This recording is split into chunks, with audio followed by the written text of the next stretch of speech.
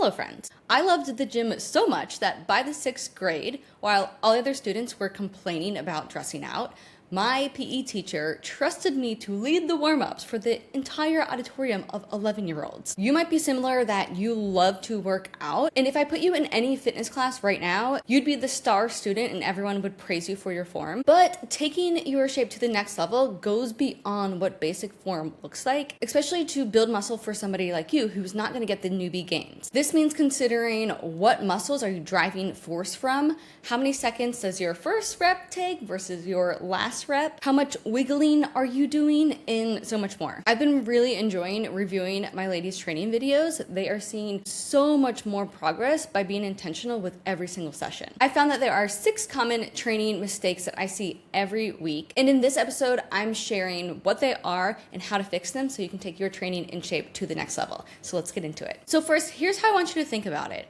Imagine the different levels of your shape, of building your shape like an apple pie. So there are all of the ingredients of an apple pie, and then you need those ingredients at certain dosages at certain times, and then you need to know how to actually cook the apple pie. So you have the sugar, the apple, the crust, then you need to know, well, how long do I put it in the oven for? At what temperature do I put it in the oven for? How long do I wait before that? So there's a full strategy of making an apple pie, but then there's also the cooking skill of making the apple pie. So all of this is the difference between a frozen Walmart apple pie and then a French bakery apple pie. It's the science, the ingredients, right, and the quality of the ingredients. It's the strategy, what steps, when do you do what, and then the skill, the actual person making them. Your shape is exactly the same thing, building your shape. Exactly the same thing as making an apple pie. You have all of the components, so that's like your nutrition, your macros, your training, your exercises, your reps that can build a physique or your physique pie. And then you also need the full strategy to have them work together, where your nutrition would be doing certain things while your training would be doing certain things, and they're considering each other at certain times. They would shift and adjust to complement each other, but it's also a skill. So if you have the components, great, but then you also need the strategy, great. So it's like you got the ingredients, now you have the instructions, great. But then you also need the skill. So this is the practice of doing it again and again, getting feedback, and then doing it again and building up the skill so you can do it consistently every single time. I like to emphasize this because while I'm about to give you 6 really helpful things, you are really missing out if you don't have the full strategy to go with these tools in practicing them and getting better at them again and again and again. So I have to share that because I see a lot of people just collecting information instead of actually having a full strategy and then actually implementing it and practicing it to build their shape. Now, in Create Your Shape, I've just added this year the Create Your Shape training program, which has been fantastic, but I'm also reviewing a lot more client videos, which is I absolutely love doing, but I'm noticing things that they have started to do, and then I can correct form, correct feedback. And sometimes it's not even what you would think as form. It's the approach. It's so many things that I'm gonna share today that then they go back and implement, and then they share again. And I'm like, oh my gosh, you took everything, you implemented the coaching, and now I can see the difference and you're making more progress. It's been fantastic. So these are the 6 things that I've been seeing a lot of that would be really helpful for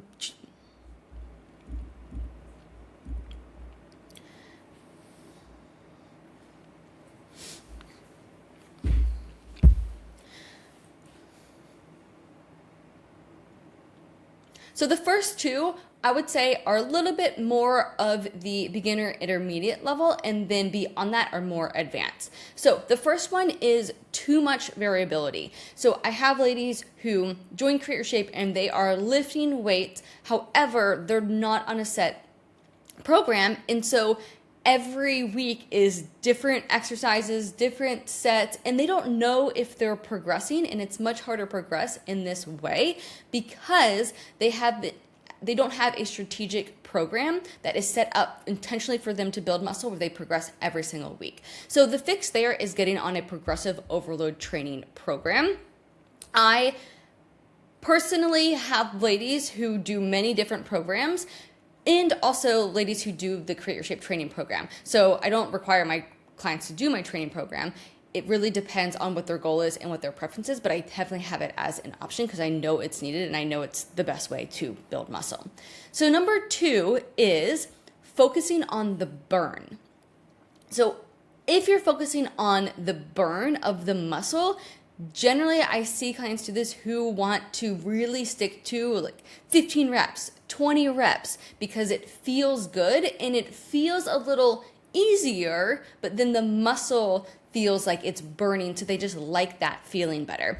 I was actually coaching a client through this because she was really attached to that style of training because she really enjoyed it.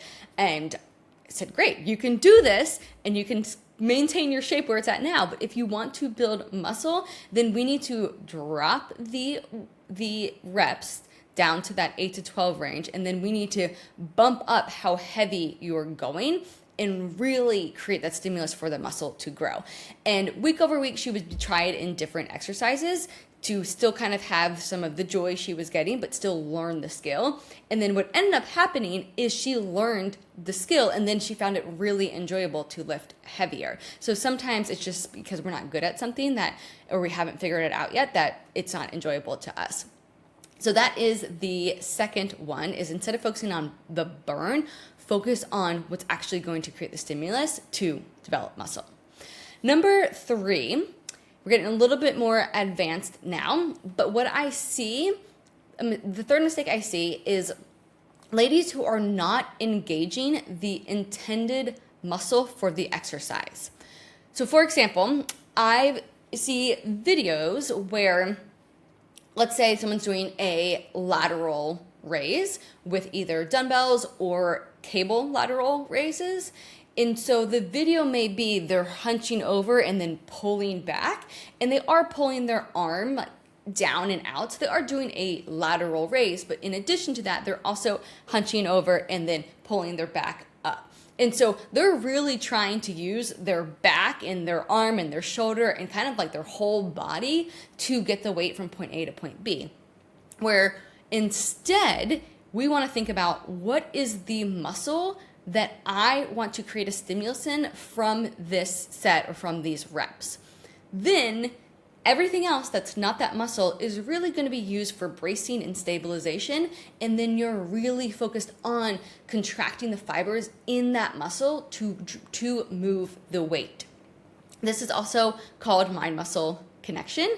And so I'm thinking again of this same person who watched the video, was able to share this information with her, and then she went back, practiced it, and came back, and the video looks so much better, and her shape is just looking lifted and so excited. But here's the thing.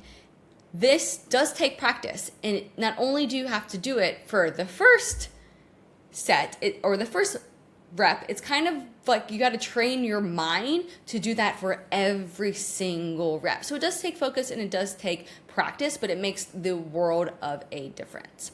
I also find that we typically don't know what muscle the exercise works. And so that's actually why on the Create Your Shape training program, I've labeled each exercise so we can say, this is the main muscle group, this is the main muscle group, because we probably have never been taught this, right? So of course we wouldn't know. All right, number 4, the fourth mistake that I have been seeing is going way too fast. I saw somebody the other day call this speed kills. And they said, speed kills your gains. And it's really true, because think about it this way. If you're using speed, that means you're like jerking and going really fast. Then you are creating momentum. And then you're using momentum to get the weight from point A to point B instead of your muscle.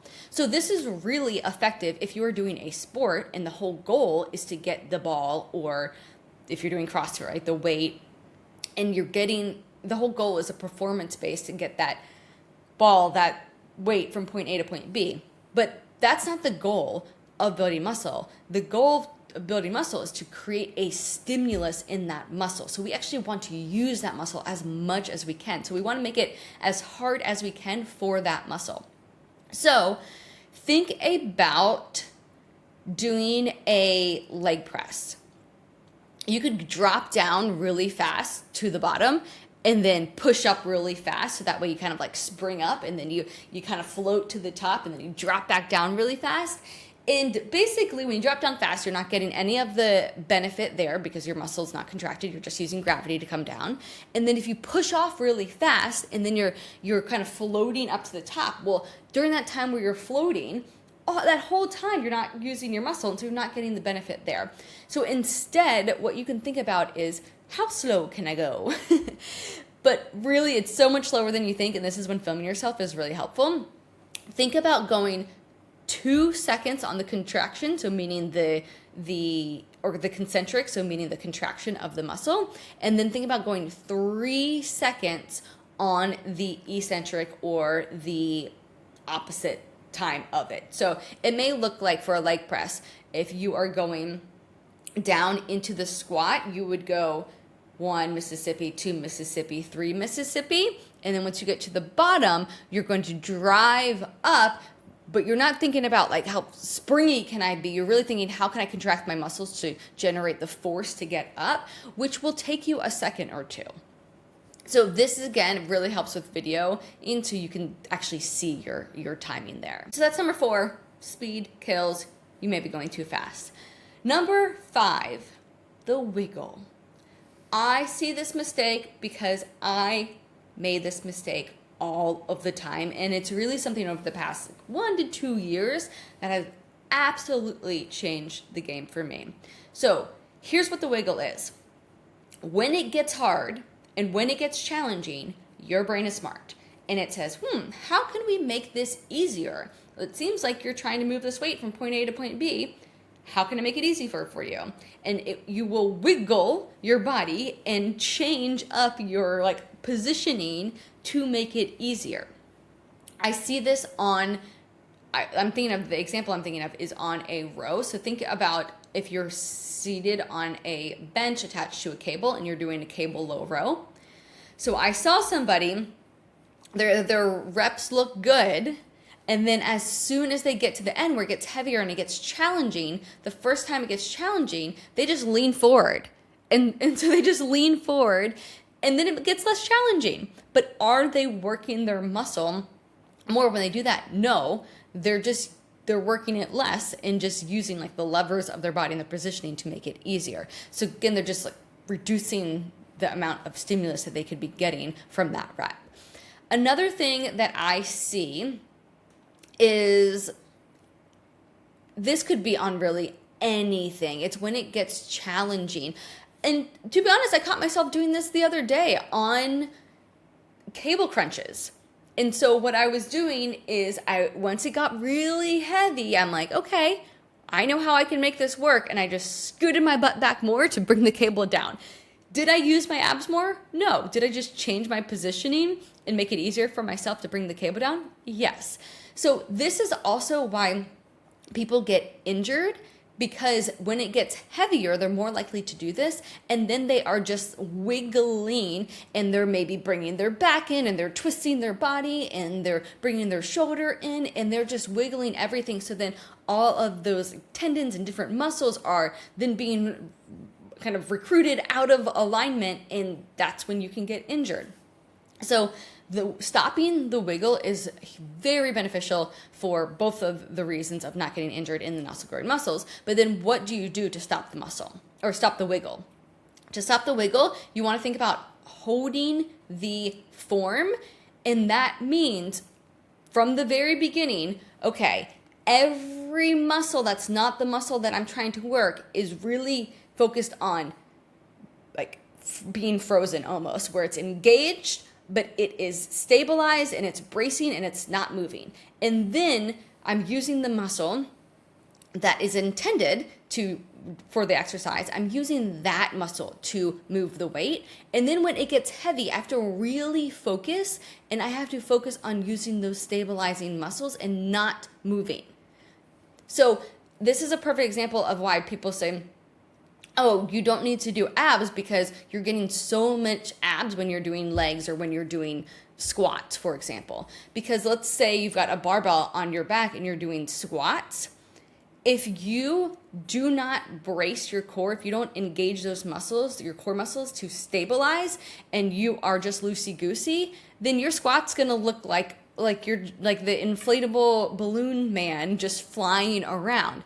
Instead, you brace your core, you kind of engage your lat, you engage your back to hold the bar, and then you're just bending your legs up and down while everything else stays the same. And at the very end, when it gets heavy, you have to fight to squeeze that core and squeeze it back to keep that the same, and then push their legs. This is a skill that takes a lot of time and focus to master, but it will change the game for you in not only not getting injured, but also your confidence to push more and go heavier. All right, number 6. One of the main mistakes that I see is stopping early. I know this too because I used to do it. I can watch my videos, I see ladies' videos, and I can see where as soon as the weight starts slowing down, meaning generally the first rep, let's say you're doing a row again, the first rep, you can see, okay, it takes 2 seconds to pull and then 3 seconds to lower it back down, the eccentric, 2 seconds to pull, 3 seconds to lower back down, and they have that same cadence going. Then once they do enough reps or get close enough to failure, that's going to slow down because the muscle's saying, I'm tired, I'm getting fatigued. And generally what I see is when people feel that, their brain immediately goes, okay, stop, it's hard. And then they let go and they stop. When really, that should be the indicator. Your brain should say, okay, now we're getting into the stimulating reps. We've got probably 5 more. Let's stay focused. Let's stabilize these muscles so we can push through and get the most out of this set. Here we go. These are the ones that count. How you know you've reached that point is the reps slow down. And so it might go slower and then you release and slower and then you release, and each one gets slower and slower. And how you know you're going to failure is on the last one you're going to try, and you might be like, I physically cannot do it. My muscle's saying I physically cannot do it. I want you to try for 3 seconds. Only after 3 seconds can you release and let go of the weight. Now, this may look like, let's say that low row, for example. The low row, I'm like really slowing down. I got 4 more left. Okay, slowing down even more. 3 more left. 2 more left. And then 1 more left. And then the final one, I get maybe like a quarter or halfway there. And I'm like, I can't get past this point.